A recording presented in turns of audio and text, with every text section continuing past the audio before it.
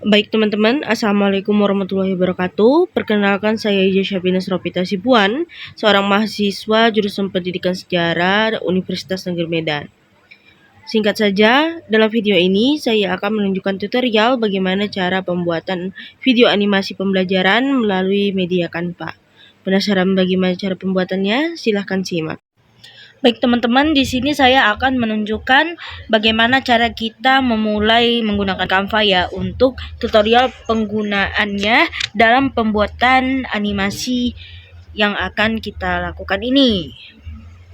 Pertama-tama, teman-teman setelah membuka Canva, tinggal klik cari template.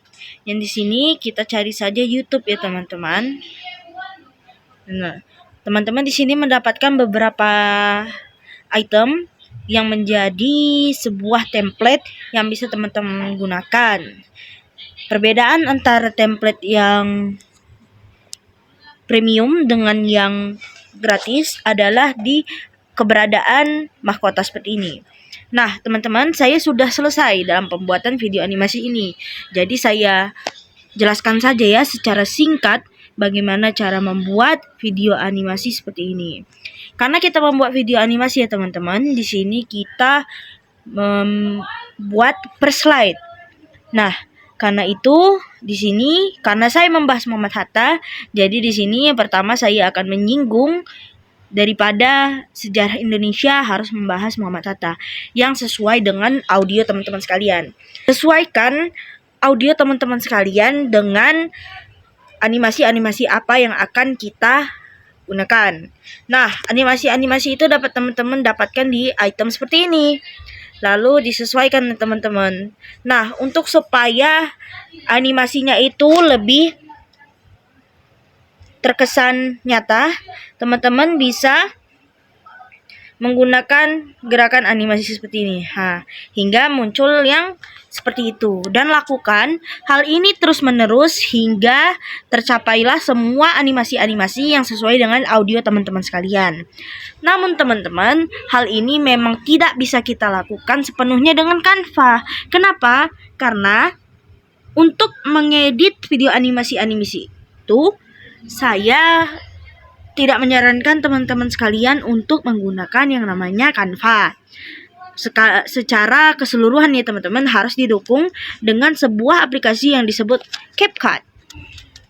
Kenapa CapCut harus kita gunakan? Karena banyak sekali fitur-fitur yang lebih leluasa dalam pengeditan video. Seperti ini teman-teman. Nah,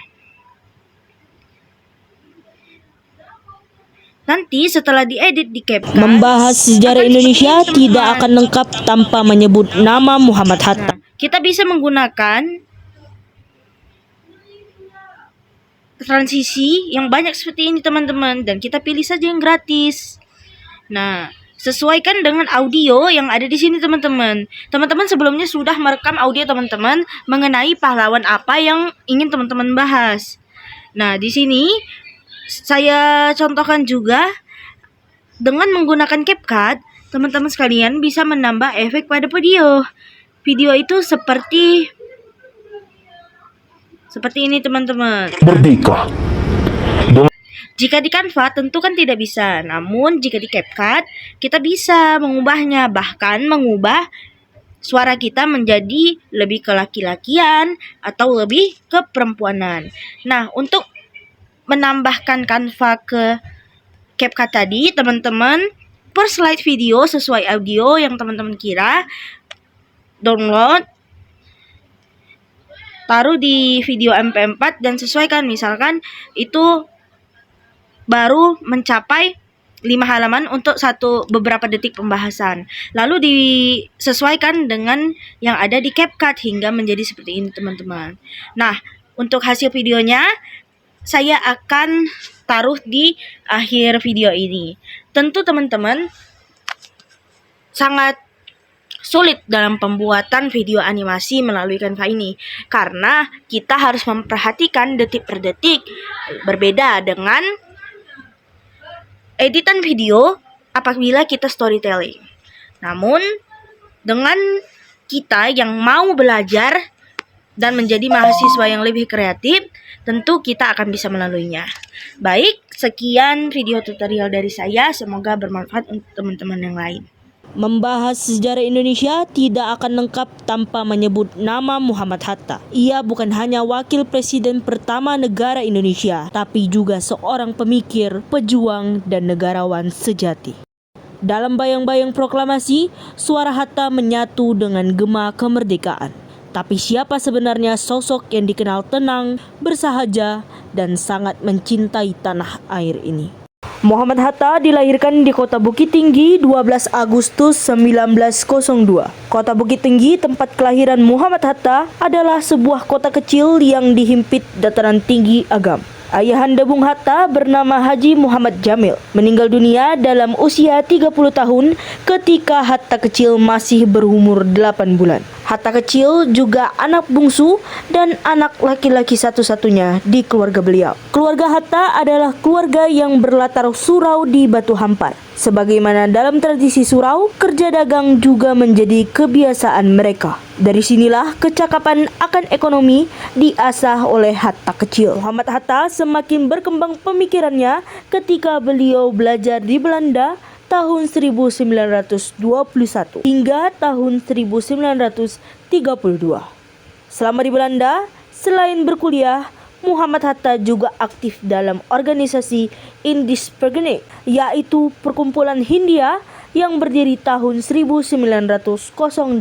Perkumpulan ini awalnya merupakan organisasi sosial, tetapi kemudian beralih menjadi organisasi politik yang pada 1924 sejak Cipto Mangunkusumo dan Suwardi Surjoningrat atau Ki Hajar Dewantara masuk. Mereka mulai memikirkan mengenai masa depan Indonesia dan menyadari betapa pentingnya organisasi tersebut bagi bangsa Indonesia. September 1927, Hatta ditangkap di Den Haag. Beliau dibawa ke penjara di Cassiusstraat bersama dengan rekannya Ali Sastromijojo, Abdul Majid, dan Nazir Pamuncak. Tuduhan kepada mereka ialah menjadi anggota perkumpulan terlarang, terlibat dalam pemberontakan dan menghasut untuk menentang kerajaan Belanda.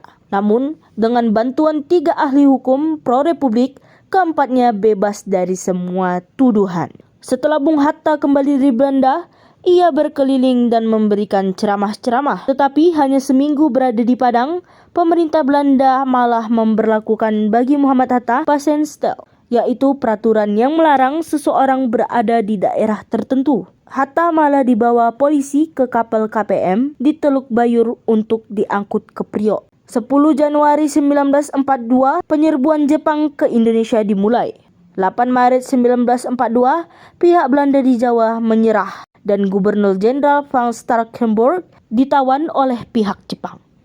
Ketika Belanda menyerah kepada Jepang, pada tahun 1942, Muhammad Hatta dipindah ke Jakarta. Beliau sempat ditawari posisi penting oleh petinggi Jepang pada saat itu. Namun beliau memilih untuk menjadi penasehat yang beliau manfaatkan demi kepentingan rakyat. Pada awal Agustus 1945, Muhammad Hatta dipercaya untuk memegang tanggung jawab sebagai wakil ketua panitia persiapan kemerdekaan Indonesia. Adanya perselisihan paham antara golongan muda dan tua membuat golongan muda membawa Soekarno dan Hatta ke Rengas Dengklok pada 16 Agustus 1945. Melihat keadaan pemerintah Jepang yang vakum karena pengeboman Hiroshima Nagasaki oleh sekutu, keduanya didesak untuk segera memproklamasikan kemerdekaan. Hingga pada akhirnya 17 Agustus 1945 pukul 10 diadakan proklamasi kemerdekaan dengan teks proklamasi yang ditandatangani langsung oleh Soekarno dan Hatta.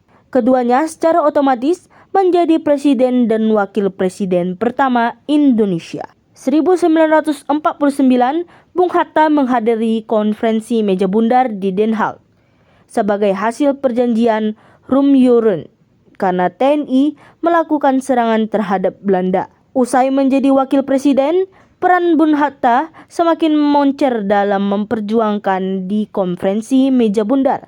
Berbekal tekad dan kemampuannya, Muhammad Hatta berhasil mendesak Belanda dan mengambil simpati dunia yang pada akhirnya Indonesia mendapat pengakuan dari Belanda dan dunia. Berbicara tentang Bung Hatta tak akan lengkap jika tak menyinggung tentang betapa ia mencintai sebuah buku. Bahkan di ucapannya yang paling terkenal, ia pernah berucap, "Aku rela dipenjara asalkan bersama buku, sebab karena buku aku merasa bebas." Panjang 77 tahun masa hidupnya, Bung Hatta sudah membaca dan mengoleksi hampir 30.000 buku. Sudah menjadi kebiasaan bagi Bung Hatta untuk membaca buku setiap hari. Itu tak bisa diganggu-gugat. Ia menghabiskan 6-8 jam per hari untuk membaca sekaligus menulis. Hatta sering dikenal dengan sohibnya atau pasangan presidennya, yaitu Soekarno.